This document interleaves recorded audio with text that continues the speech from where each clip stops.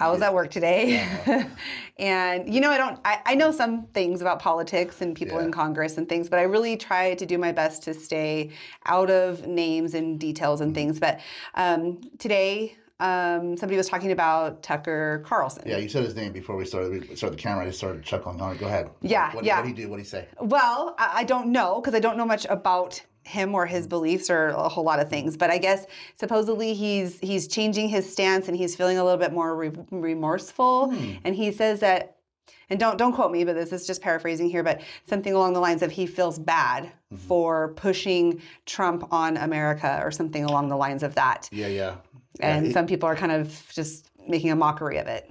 Yeah, he gives himself more credit than he really deserves. Yeah. So it wasn't Tucker Carlson pushing him on us. What happens is this. Not all souls the same age. Younger souls get in these vessels and they can't override fear and ego. And they live in a world of fear, judgment, and punishment. And that's the same language that Trump speaks, fear, judgment, punishment. Older souls speak a different language. They speak love, compassion, acceptance. They find solutions that help all. While Trump finds solutions that punish people, thinking that somehow or some way they're lesser. Like we'll use Iran. Okay. Obama's plan was to the Iranians wanted to rectify a weapons deal that went wrong in 1979. It was $400 million. Somehow they didn't get their merchandise or the money. Something happened. And they won it with interest. So it was $1.5 billion. Then Obama went ahead and unfroze their $150 million that was in a bank, right? They had assets that we froze. It wasn't our money, it was their money. We froze it so they didn't have access to it. So they said, we want you to unfreeze that. So they unfroze it. The right-wing media said, oh, Obama just gave them $150 million. It's like, no, it wasn't our taxpayer money. It just unfroze their money. So they didn't credit the possible source. Right. And then they went ahead and removed some of the restrictions that they had for trade with Iran, right?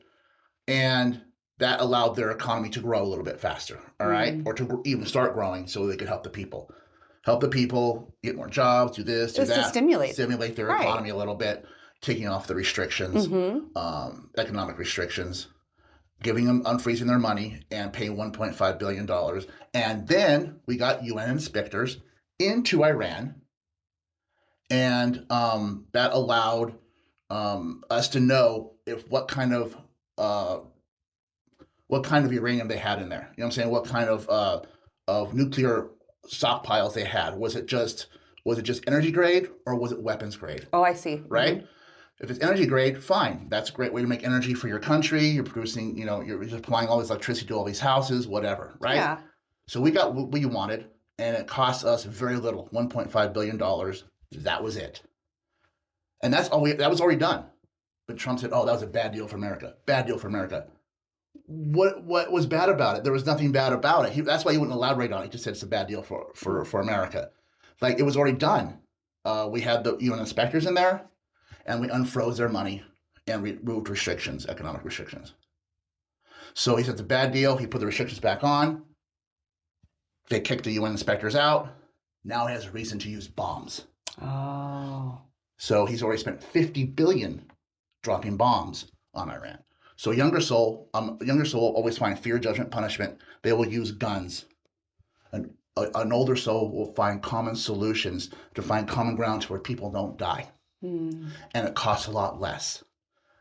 Generals always say there's two ways to subdue a country. One is by giving, and one's by dropping bombs. Older souls always choose giving, as Jesus did. Turn the other cheek, love thy neighbor, and love those the way you wish to be treated. Treat those the way you wish to be treated. The golden rule, right? The golden rule, right?